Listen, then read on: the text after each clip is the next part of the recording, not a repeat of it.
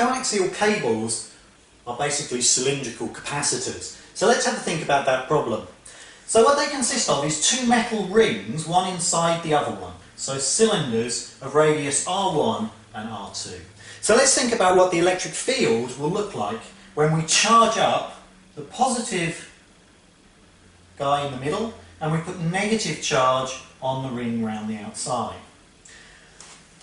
So if we're going to find the electric field, we need to use Gauss's law, and we should make a symmetry argument. So what can we say?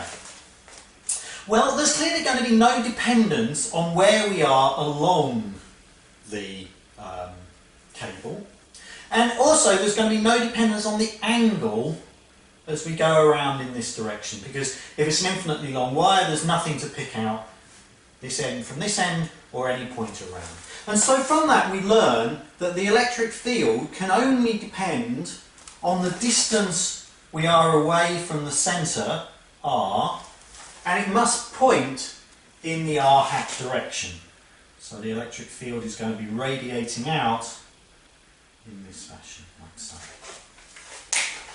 Okay, so then we can use Gauss's law, which tells us that the integral over some Gaussian surface is given by the enclosed charge over epsilon 0. So we need to choose a Gaussian surface. And the natural thing to choose is something that reflects the cylindrical symmetries of the problem. So let me first of all think about a cylinder like this, which is bigger than the whole coaxial cable. For this cylinder, Q enclosed is 0 because we're assuming there's the same amount of positive charge as there is negative charge.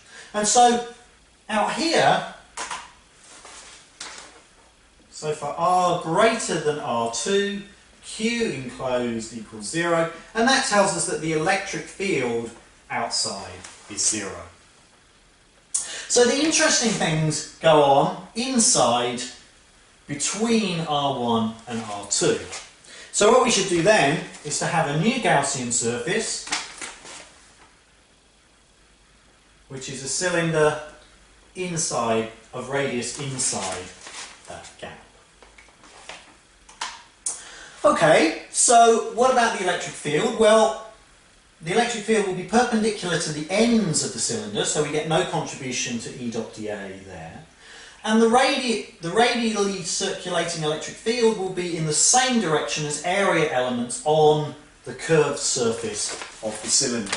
So for R between R2 and R1, the integral of E dot dA will just be equal to, well, the electric field will be constant all over the surface, and then we sum the delta A elements to get 2 pi r times L, where that's the surface area of the cylinder. I'm assuming that it has radius r and we look at a strip of length L.